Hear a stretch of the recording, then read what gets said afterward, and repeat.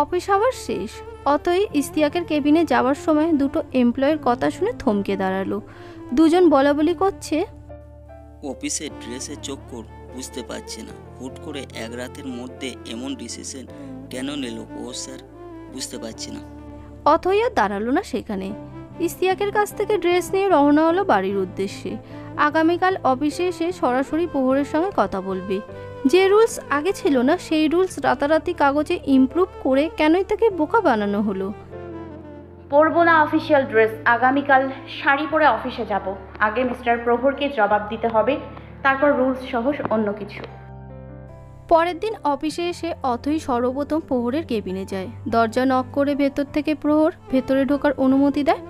অথই কেবিনে ঢুকে সালাম দেয়। অথইর কণ্ঠস্বর শুনে প্রহর ল্যাপটপের স্ক্রিন থেকে দৃষ্টি সরিয়ে ডেস্কের সামনে তাকালো। কালো শাড়ি বেলিফুলের বাঁধনে আটকে যাওয়া খোপায় অথইকে আজ ভীষণ অন্যরকম দেখাচ্ছে, পরিণত লাগছে হুট করে। প্রহর নিজের দৃষ্টি সংযত করলো। অথইর বসার অনুমতি দিয়ে ফের ল্যাপটপে দৃষ্টি রাখলো। অথই চেয়ারে বসলো। মুখোমুখি হলো প্রহর এবং খেয়া। রাতারাতি অফিসের রুলস বদলে দেওয়ার প্রধান কারণটা কি জানতে পারি? অথইর কথা শুনে প্রহর বুড়কুচকে তাকালো। অথই প্রহরের চোখের দিকে তীক্ষ্ণ দৃষ্টিতে তাকিয়ে বলল, নাকি আমাকে আটকে রাখার জন্য আপনি রুলস বদলে ফেলেছেন? অথইর মুখে এই কথা শুনে প্রহর ল্যাপটপ বন্ধ করে বলল, আপনি কি নিজেকে খুব গুরুত্বপূর্ণ মানুষ ভাবেন? মানে বুঝতে পারছেন না? তাহলে আমি বুঝিয়ে দিই আপনাকে। আপনাকে যখন যাচাই বাছাই করে এই অফিসের একজন এমপ্লয়ি বানানো হলো, তখন আপনাকে কিছু রুলস এবং কন্ডিশন দেখানো হয়েছিল। আপনি স্বাচ্ছন্দ্যে সেই রুলস এবং কন্ডিশন মেনে কাগজে সাইন করেছেন। এখন আপনি যদি কন্ডিশন ব্রেক করে চাকরি ছাড়তে চান, আমার কোনো আপত্তি নেই, কিন্তু চাকরি ছাড়তে হলে আপনাকে অতিরিক্ত আরও 1 মাস অফিসে কাজ করতে হবে। তারপর আপনি নির্দ্বিধায় চাকরি ছাড়তে পারবেন। আপনাকে আটকে রাখার কোনো কারণ তো আমি দেখছি না। না আপনি আমার স্ত্রী, না আপনার সাথে আমার কোনো কমিটেড আছে। আপনি শুধুই আমার অফিসের একজন এমপ্লয়ি। কথাটা মনে রাখবেন, আপনি শুধু আমার অফিসের একজন এমপ্লয়ি। প্রহরের কথা শুনে অপমানে মুখ থমথম করছে অথই। কেঁদে ফেলার মতো মেয়ে অথই নয়, কিন্তু প্রহরের কথাগুলো হজম হচ্ছে না। কথার তর্কে জিতে যাওয়ার লোভ সংবরণ করতে না পেরে দ্বিতীয়বারের মতো প্রহরের উদ্দেশ্যে আক্রমণাত্মক কিছু বাক্য ছুড়ে দিল অথই। অফিসের কেউই শাড়ি পরতো না, শুধু আমি শাড়ি পরে আসতাম। অফিসে শাড়ি পরে আসা যাবে না রুলস কি শুধুমাত্র আমার জন্য? এজন্যই কি রাতারাতি রুলস বদলে গিয়েছে? এতদিন অফিসের সবাই মন মতো ড্রেস পরেছে, কিন্তু আজ থেকে নতুন রুলস অনুযায়ী অফিসের নারী স্টাফদের জন্য বোরকা হিজাব এবং ছেলেদের ক্যাজুয়াল ড্রেস। আমি বোরকা পরে আসবো না। That's your choice. আমি আজই রিজাইন লেটার জমা করব। অ্যাজ ইয়োর উইশ, বাট লেটারের সঙ্গে 1 লক্ষ টাকা জমা দিয়ে যাবেন। প্রহরের কথা শুনে অথই ব্রু কুচকে বলল, কিসের 1 লাখ টাকা? আপনাকে যেই পোস্টে রাখা হয়েছে সেই পোস্টের জন্য আমাকে আরও 1 সেশন অপেক্ষা করতে হবে। দেন ইউনিভার্সিটি থেকে বাছাই করা স্টুডেন্ট আমি খুঁজে পাবো। ততদিন পর্যন্ত এই পোস্ট খালি পড়ে থাকবে। রুলস অনুযায়ী কোনো স্টুডেন্ট তার ট্রেনিং চলাকালীন যদি স্বইচ্ছায় চাকরি ছাড়তে চায়, তাহলে আমাদের কোম্পানি থেকে তারা যে 1 লক্ষ টাকা পেয়েছিল সেই টাকা আমাদের রিফান্ড করতে হবে। বিশ্বাস না হলে পড়ে দেখুন। প্রহর ড্রয়ার থেকে একটি কাগজ বের করে অথইয়ের দিকে বাড়িয়ে দিল। অথই ছো মেরে কাগজটি নিয়ে রুলসগুলো পড়ে দেখল। আহত সিংহিনীর মতো ফোঁসফোঁস করছে অথই। মানে সে এখন পড়েছে গ্যারাকলে। সে চাইলেও এখন এই কোম্পানি থেকে বের হতে পারবে না, কারণ সেই 1 লক্ষ টাকা অথইর পক্ষে রিমান্ড করা সম্ভব না। টাকাটা তার এক বন্ধুকে দিয়েছে, ধার দিয়েছে 1 বছরের জন্য। অথইর চিন্তিত মুখের দিকে তাকিয়ে রইল প্রহর। প্রহর অথইর চিন্তিত মুখখানা দেখে বুঝতে পারল চাকরিটা ছাড়তে পারবে না অথই। অথইকে একটু বাজিয়ে দেখার জন্য প্রহর আবারও বলে উঠল, আজ আমার কোনো মিটিং নেই, আপনি চাইলে রিজাইন লেটার জমা করতে পারেন। অথইর চিন্তিত ভঙ্গিতে তাকিয়ে রইল মেজের দিকে। চাকরি ছাড়াটা এখন বোকামি হবে। বোকামি করা যাবে না, মাত্র 1 মাসের ব্যাপার তো। 1 লক্ষ টাকা দেওয়ার ঝামেলা তখন ঘাট থেকে নেমে যাবে। দীর্ঘশ্বাস ফেলে অথই প্রহরের উদ্দেশ্য করে বলল, আমি অতিরিক্ত 1 মাস চাকরিটা কন্টিনিউ করব, তখন তো আর টাকা কিংবা চাকরি ছেড়ে দিল কোনো ঝামেলায় পড়তে হবে না, তাই না? জি, তখন কোনো ঝামেলায় পড়তে হবে না আপনাকে। ঠিক আছে, তাহলে আমি আসছি। ওকে মিস অথই, তবে আপনার সেক্টরে যাওয়ার আগে অফিসের ড্রেস পরে নেবেন, তারপর মিস তন্নির সঙ্গে দেখা করে আসবেন। অথই বের হয়ে এলো প্রহরের কেবিন থেকে। দোতলায় যাওয়ার সময় আজ লিফট ব্যবহার করলো না। সিঁড়ি বেয়ে দোতলায় যাওয়ার সিদ্ধান্ত নিল অথই। করিডোর পেরিয়ে যাওয়ার সময় অথই আজ এক বিষয় খেয়াল করলো। অন্যান্য দিনের তুলনায় আজ করিডোর সম্পূর্ণ ফাঁকা। বিষয়টা তেমন গায়ে মাখল না অথই। হয়তো অফিস আওয়ার, তাই সমাগম কম। দোতলা পৌঁছানোর পর করিডোর ফাঁকা থাকার কারণ বুঝতে পারল অথই। পুরো অফিসের সেটিং বদলে গেছে। তিনতলার নারী স্টাফদের কর্মক্ষেত্র পুরুষের দোতলায়, নিচতলার প্রহর এবং তার বাবার এহসান মির্জা সহ আরও অনেক উচ্চপদস্থ কর্মরতদের কেবিন সেখানে বরাদ্দ করা হয়েছে। অথই এইসব খবর শুনে মিস তনবির কাছ থেকে। সবটা শোনার পর অথই নাক মুখ কুঁচকে বলল, প্রহর স্যার কি জঙ্গি গোষ্ঠীর সঙ্গে চুক্তিবদ্ধ হয়েছে নাকি? আরে আস্তে কথা বলো, দেওয়ালেরও কান আছে। স্যার শুনতে পারলে কিন্তু ভালো হবে না। ভালো হবে না, আর ভালো হতেই বা কি রেখেছে? 21 শতাব্দীতে এসে নারী পুরুষের মাঝে ভেদাভেদ করা অফিসের এমপ্লয়ি আমরা। এখানে ভেদাভেদের কি আছে অথই? বরং ভালোই তো হলো। কম্পিউটারে স্ক্রিন থেকে দৃষ্টি সরিয়ে ফেলল তনবি। অথই তনবির কথা শুনে বিস্মিত হয়ে বলল, ম্যাম, আপনি এডুকেটেড মানুষ হয়ে এ ধরনের আনলজিক্যাল বিষয়কে অ্যাপ্রিসিয়েট করছেন? আমি না, বরং অফিসের প্রত্যেকটা ফিমেল এমপ্লয়ি স্যারের ডিসিশনকে অ্যাপ্রিসিয়েট করেছে। তবে আমাদের বইয়ের পাতায় শেখানোর বুলি শেখানো হয়েছে নারী পুরুষের সমান অধিকার। সেই বুলি কি তবে লোক দেখানো? অথইর প্রশ্নে তনবি থমকালো খানিক সময়ের জন্য। তারপর মুচকি হেসে অথইর হাত ধরে বলল, অবশ্যই লোক দেখানো বলি এটা। পুরুষেরাই দেখবে বিভিন্ন সংস্থায় এসে এসব বুলি আওড়ায়, ছোট মেয়েদের মাথায় ঢুকিয়ে দেয়, অথচ সেই বুলি আওড়ায় যেই মানুষগুলো সংস্থার বাইরে পুরো দস্তুর অসুস্থ মস্তিষ্কের হয়। এমনও খবর শোনা যায় তারা তাদের নারী কলিগের সঙ্গে অসংযতপূর্ণ আচরণ করেছে। পথে ঘাটে নারীরা যে হ্যারাসমেন্টের শিকার হয়, কাদের দ্বারা এই হ্যারাসমেন্টের শিকার হয় তারা কারা জানো? সুশীল সমাজের সুশীল মানুষগুলোর কাছে। এই অফিসে চাকরি করার আগে অন্য এক অফিসে চাকরি করতাম। সেখানে এক কলিগ রীতিমতো আমাকে তার বেড পার্টনার হওয়ার জন্য অফার করেছিল, জানো তুমি? রাজি হয়নি বলে একদিন অফিস আওয়ার শেষে আমার সাথে মিসবিহেভ করতে চেয়েছিল সে শয়তানটা। হয়তো আল্লাহ সেদিন আমার উপর রহমত করেছিলেন বলে আমার সম্ভ্রম হারাতে হয়নি। আমার অন্য এক পুরুষ কলিগ আমাকে বাঁচিয়েছিল। আমার উপর আক্রমণ করা মানুষটা পুরুষ এবং আমাকে সেই আক্রমণ থেকে রক্ষা করা মানুষটাও পুরুষ। দুজনের শারীরিক চাহিদা একই, কিন্তু মানসিক পরিচয় ভিন্ন। দুজনেই শিক্ষিত, কিন্তু আচরণগত দিক দিয়ে একজন বিকারগ্রস্ত। তুমি যতই নারী সমাধিকার নিয়ে আন্দোলন করো না কেন, কিছু পুরুষের স্বভাবগত দোষের কারণে নারীরা কোথাও সেফ নেই। তাহলে তো আপনার সেই কলিগের মতোই আমাদের প্রহর স্যার। হিমানি ম্যামের ইনসিডেন্ট আপনার মনে নেই নিশ্চয়ই, তাই এতটা প্রশংসা করছেন প্রহর স্যারের নামে। অথইর কথা শুনে তনবি কপট রাগ দেখিয়ে বলল, প্রহর স্যার মোটেও তেমন মানুষ নন, বরং হিমানি স্যার মেন কালপিট। স্যারকে সবার সামনে দোষী বানিয়ে নিজে ভিকটিম হতে চেয়েছিল। কিন্তু আমি নিজ চোখে দেখেছি। সবসময় চোখের দেখা দৃশ্য ঘটনার উল্টো বিবৃতি দেয়। তোমার চোখের দেখায় হয়তো প্রহর স্যার দোষী, কিন্তু Himani is the main culprit, যে কিনা ক্ষমতার মোহ করে নিজের দেহসত্তাকে বিলিয়ে দিতে চেয়েছিল। নিজেকে সবার সামনে ছোট করতে সামান্য কর্পণ্যবোধ করেনি। একটা মেয়ে কেন নিজেকে খারাপ বানাতে চাইবে সবার সামনে? ওই যে বললাম, ক্ষমতার মোহে পড়ে।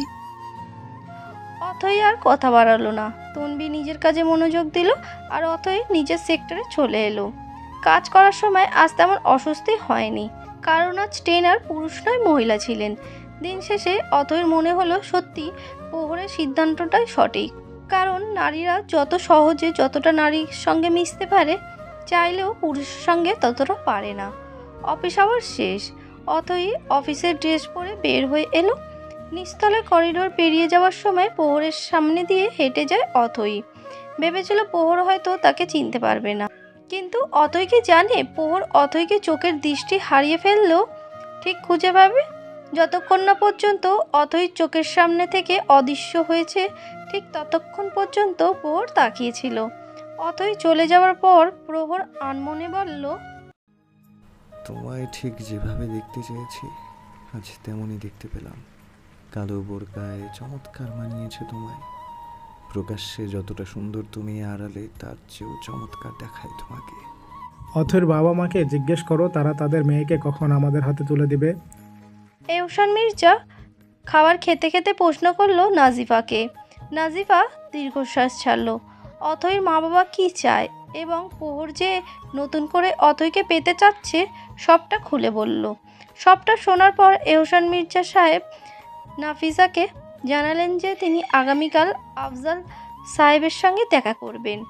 অথৈকে প্রহরের জীবনে পার্মানেন্টভাবে আনার জন্য যা যা প্রয়োজন সবটাই করবেন বলে আশ্বস্ত করলো নিজের স্ত্রী নাজিফাকে। নাজিফা স্বস্তির নিঃশ্বাস ফেলল। যাক, এহসান যেহেতু বলেছে সে অবশ্যই ব্যাপারটা সামলে ফেলবে। রাত 11টা। ছাদে বসে আছে প্রহর, অপেক্ষার তারা গুনছে আকাশের দিকে তাকিয়ে। হুট করে মনে পড়ল অথৈর কথা। তারপর মনে পড়ল ওর মায়ের বলা কিছু কথা। আগামীকাল ওর বাবা নাকি অথৈর বাবার সঙ্গে কথা বলবে। কি হবে কথা বললে? অথৈ মন থেকে কি ওর পার্সোনালিটি নিয়ে যে নেগেটিভ ভাবনা তৈরি হয়েছে তা কি দূর হবেও মোটেও না। অথৈর মন থেকে কি ওর পার্সোনালিটি নিয়ে যে নেগেটিভ ভাবনা তৈরি হয়েছে তা কি দূর হবে? মোটেও না, বরং আরও এক ধাপ পেছনে ফিরে যাবে অথৈ এবং অথৈর পরিবার। প্রহর দূর আকাশে সবচেয়ে আলোকিত তারার দিকে তাকিয়ে বলল, অথৈকে জয় করতে হবে ভালোবাসা দিয়ে। জানি না পারবো কি না, তবুও শেষ অবধি চেষ্টা করব। যদি না পারি তবে অন্য পথ অবলম্বন করতে বিলম্ব করব না। Because everything is fair in love and war. কথাগুলো বলার সময় প্রহরের ভীষণ অন্যরকম দেখাচ্ছে। ভালোবাসায় ব্যর্থ হওয়ার ভয়ে প্রেমিক যেমন ছটপট করে ঠিক তেমনি করছিল প্রহর কোনো এক তপ্ত দুপুরে। আমাদের নেওয়ার ডিসিশন আমাদের বাচ্চারা কেন সাফার করবে? তাছাড়া ছোটবেলার বিয়েকে কেই বা এত ইম্পর্টেন্স দেয়? আলফাজ সাহেবের কথা শুনে এহসান মির্জা চোখের চশমা খুলে টেবিলের উপর রেখে বলে, যখন বিয়ে হয় আমার ছেলে প্রহরও কিন্তু মোটেও ছোট ছিল না, 15 বছরের কিশোর ছিল। সে বিয়ের মানে না বুঝলো, অন্তত এটা বুঝতো যে বিয়ে মানুষের জীবনে একটি সিদ্ধান্ত, যেটা জীবনের কোনো এক মোড়ে এসে নিতে হবে। অথৈর বয়স তখন 8 বছর, তার বিয়ের ব্যাপারে বোঝার কথা না তখন। কিন্তু আপনি অতি উৎসাহের সঙ্গে আমার ছেলেকে আপনার মেয়ের জন্য নির্বাচন করেছিলেন। কথা দিয়েছিলেন মেয়ের 18 হলে আমাদের কাছে আমাদের বৌমাকে ফেরত দেবেন। মেয়ের 18 পেরিয়ে 24 চলছে। এতগুলো বছর অপেক্ষার পর এখন কি শুনতে হচ্ছে আপনারা আপনাদের মেয়েকে আমার ছেলের কাছে দিতে ইচ্ছুক নন? তখন বাস্তবতা বুঝেননি, কিন্তু এখন বুঝতে পারছেন। আমার পুরো 14 গোষ্ঠী জানে আমার প্রহরের বউ আছে। এখন তাদের কাছে আমি কি জবাব দেব? আপনার মতো এত বড় মাপের বিজনেসম্যান যদি ছেলের বিয়ে ভেঙে যাওয়ার ভয়ে কুঁকড়ে যান, তাহলে গরিবের বেটারা কি করবে ভাইজান? প্রহর যদি বিয়ে করতে চায় এমন হাজার খানিক মেয়ে এক চুটকি বাজালে পেয়ে যাবেন। আমি আমার ছেলের জন্য বউ খুঁজতে যাব কেন? বিয়ে করেছে না অথৈকে। অথৈ আমার প্রহরের স্ত্রী। অথৈ প্রহরকে পছন্দ করে না কেন? ব্রু কুচকে প্রশ্ন করলো এহসান। আলফাজ কফির মগে চুমুক দিয়ে হিমানি এবং প্রহরের মাঝে ঘটে যাওয়া ঘটনাগুলো শেয়ার করলো। সবটা শোনার পর এহসান বিব্রত অবস্থায় বলল, অথৈয়ের কথা বিশ্বাস করছেন আপনারা? হয়তো অথৈ আপনাদের কাছে প্রহরের ব্যাপারে মিথ্যা কথা বলেছে। প্রহরের অফিসে কি ঘটেছে তা অথৈ জানবে কি করে? কারণ অথৈ প্রহরের অফিসে চাকরি করছে। আলফাজের কথায় দমে যায় এহসান। এহসান মির্জা মিয়ে যাওয়া মুখটার হতাশার ছাপ স্পষ্ট দেখতে পারল আলফাজ। চেয়ার ছেড়ে উঠে দাঁড়ালো আলফাজ। তারপর এহসান মির্জাকে উদ্দেশ্য করে বলল, আমার মেয়ের মনে আপনার ছেলের জন্য পজিটিভ থিঙ্কিং নেই। বিয়ের মতো একটা ব্যাপার নিয়ে আমি বা অথৈ কম্প্রোমাইজ করতে চাই না। কিন্তু অথৈর নিশ্চয়ই এটা জানা উচিত যে প্রহরের সঙ্গে ওর বিয়ে হয়েছে। একবার জানিয়ে দেখুন না অথৈ কি চায়। আমি আমার মেয়েকে চিনি। দুশ্চরিত্র মানুষ ওর কাছে চোখের বিষ। দুশ্চরিত্র মানুষের সঙ্গে জীবনের বাকি দিনগুলো কাটাবে, এটা তো কখনোই হতে দিবে না। অথই প্রহরের ব্যাপারে যা জেনেছে কিংবা শুনেছে সবটাই ভুল। হিমানি প্রহরকে ট্রেপে ফেলার জন্য আপত্তিকর কিছু করতে চেয়েছিল, যেটা আমি সহ অফিসের সব স্টাফরা জানে। অতই শুধু শুধু আমার ছেলেকে দুশ্চরিত্রের কাতারে ফেলতে পারে না। ভাইজান, আমি আপনাদের সাথে এই ব্যাপারে আর কোনো কথা বলতে চাই না। শুধু এতটুকুই জানাতে চাই, অথয়ের বিয়ে ঠিক হয়ে গেছে। 4 মাস ওর বিয়ে। প্রহরকে বলবেন ওকে তালাক দিয়ে দিতে। আঙ্কেল, মেয়েকে বিয়ের খবর জানাননি, কিন্তু ডিভোর্সের খবর জানাবেন কিভাবে? কারণ অথই প্রহরের বিয়ে তো রেজিস্ট্রেশন হয়নি, মৌখিকভাবে হয়েছে। তালাক পেতে হলে নিশ্চয়ই অথইকে ভরা মজলিসে তালাক শব্দ 3 বার শুনতে হবে। প্রহরের কণ্ঠস্বর শুনে পেছনে ঘুরে তাকালো আলফাজ এবং এহসান সাহেব। আলফাজ প্রহরকে দেখে যতটা না অবাক হয়েছে, তার চেয়ে বেশি ভাবছেন প্রহরের কথাগুলো। সত্যি তো এভাবে দেখেনি। এত বছর চাপা দিয়ে রাখা বিয়ের খবর মেয়েকে শোনালে কি রিয়াকশন হবে ভেবে ঘামে জমে গেছেন আলফাজ সাহেবের শরীরে। রেস্টুরেন্টে ফরেনার ক্লায়েন্টের সঙ্গে অফিসিয়ালি মিটিংয়ের জন্য এসেছিল প্রহর। ওর বাবাকে এবং অথয়ের বাবাকে এই রেস্টুরেন্টে দেখে প্রহর বুঝতে পারল যে ওর বাবা এখানে কেন এসেছে। মিটিং শেষ করে যখনই ওদের টেবিলের কাছে এলো, তখনই অথয়ের বাবার মুখে তালাক শব্দটা ভেসে এলো প্রহরের কানে। সারা শরীরে রক্ত হিমস্র হয়ে গেল। নিজেকে সামলে ফেললো মুহূর্তের মধ্যে। বিয়ের ব্যাপারে হয়তো নিজেদের হাত ছিল না, কিন্তু বিয়ের সম্পর্ক যদি ভাঙতেই হয়, তবে অথইকে জানানোর রাইট নিশ্চয়ই আছে। অথই নিজ মুখেই বলুক না তার এই সম্পর্ক কন্টিনিউ করা উচিত কিনা। প্রহর, এইসব তুই কি বলছিস? বাবা, আমাকে বলতে দাও আজ। প্রহর ওর বাবাকে উদ্দেশ্য করে কথাটি বলেই আলফাজ সাহেবের মুখোমুখি দাঁড়ালো। আলফাজ সাহেব দেখলেন প্রহরের চোখে মুখে অস্থিরতার ছাপ। অতইকে হারিয়ে ফেলার অস্থিরতা যদি প্রহরের মাঝে ছিল, কিছুদিন আগে কেন নাজিবা আপা বলেছিল যে তার ছেলে অতইকে মানতে পারছে না, এই বিয়ে নামক সম্পর্ক থেকে তার ছেলে অতি দ্রুত মুক্তি পেতে চায়। আলফাজ সাহেব আজ প্রহরের মুখে শেষ কথাটি শুনতে চান। হয় এপার নয় ওপার। মেয়ে তো কাঠপুতুল নয় যে যেভাবেই চাইবে মেয়েকে সেভাবে নাচাবে। আঙ্কেল, আমি কি খুব খারাপ, কিংবা আমার কাছে মেয়েকে দিতে ইনসিকিউর ফিল করছেন? আমার সাথে ঘটে যাওয়া একটি অনাকাঙ্ক্ষিত ঘটনার প্রত্যক্ষদর্শী ছিল অথই। আমি না চাইতেও সেই ট্র্যাপে ফেসে গিয়েছিলাম, কিন্তু অফিসের কিছু মানুষ এবং অথই মনে প্রাণে বিশ্বাস করে আমি আসলে দোষী, অথচ আমি কিছুই করি। হয়তো আপনারও বিশ্বাস হচ্ছে না আমার কথা, না হবারই কথা। নিজের মেয়ের কথা বিশ্বাস না করে কেন পরের ছেলের কথা বিশ্বাস করবেন? তবু আমি চাই আপনি আমাকে ভুল না বুঝে একটাবার আমাদের সম্পর্কটাকে নিয়ে ভাবুন। হয়তো অপরিণত বয়সে বিয়ে হয়েছে আমাদের, কিন্তু আমি চাই আমার অথৈর সঙ্গে জুড়ে দেয়া এই জন্মান্তরের সম্পর্ক মৃত্যুর আগ পর্যন্ত বহাল থাকুক। আঙ্কেল, আমি কি একটিবার এই সুযোগ পেতে পারি না আপনার কাছে? প্রহরের আকুতি ভরা টলমল জলে দু চোখ দেখে আলফাজ এবং এহসান দুজনেই থমকে যায়। এহসান দ্রুত উঠে এসে ছেলের কাঁধে হাত রাখলো। প্রহরের বাবার দিকে তাকিয়ে মলিন হেসে বলল, বাবা, আমি চাই আমার স্ত্রী আমার কাছে ফিরে আসুক। যেদিন থেকে অথৈকে চোখের দেখা দেখলাম, সেদিন থেকে আমার মনে হচ্ছে আমার ওকেই দরকার। আমার ব্যক্তিগত মানুষ কেবল অথই। অথই ছাড়া অন্য কেউ আমার পাশে এসে দাঁড়াবে এটা আমি কল্পনাও করতে চাই না। কিন্তু অথই যদি তোমাকে না চায়? আলফাজের কথা প্রহরের বুকে তীরের আঘাতের ন্যায় বিঁধে গেল। ভীষণ চোট পেল হৃদয়ে। তবুও মানতে হবে, সত্যি তো অতই যদি তাকে না চায়, জোর করে কি ভালোবাসা পাওয়া যায়? অথই যদি আমাকে না চায়, তাহলে আমি কোনো দিনও আপনাদের এই বিষয়ে ফোর্স করব না। আঙ্কেল, আমার একটা অনুরোধ আছে, শুনবেন? আলফাজ এহসান সাহেবের মুখের দিকে তাকিয়ে ফের প্রহরের মুখের দিকে তাকিয়ে বলল, বলো। আমার 1 সপ্তাহ সময়ের প্রয়োজন। 1 সপ্তাহ পরে আপনি অথৈকে আমাদের বিয়ের ব্যাপারে জানাবেন। তখনও যা সিদ্ধান্ত নেবে আমি মেনে নেব। ঠিক আছে, 1 সপ্তাহ সময় পেলে তুমি। এরপর অথয়ের যা হবে সিদ্ধান্ত হবে, আমি এবং তোমরা সবাই মেনে নেবে, এই প্রত্যাশা রাখছি। কথাটি বলে আলফাজ সাহেব এহসান এবং প্রহরের সঙ্গে হাত মিলিয়ে চলে যাচ্ছিল। ঠিক তখনই প্রহর ডাক শুনে থমকে দাঁড়ালো আলফাজ।